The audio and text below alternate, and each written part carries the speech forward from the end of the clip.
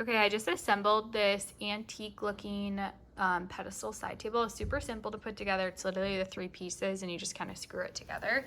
It is like the perfect twist of vintage, but also like retro too. I love the curved design. This is the walnut color.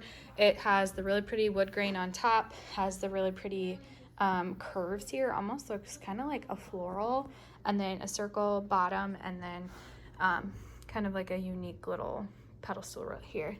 The brand had actually sent it to me to test out, and I love it. It blends in perfectly with my other walnut furniture or my darker furniture. We might move around these chairs since they're a little bit of a different wood, but it is the perfect size. I think it ended up being like 23 point something inches tall. So you can see it's like the perfect height from my chair here.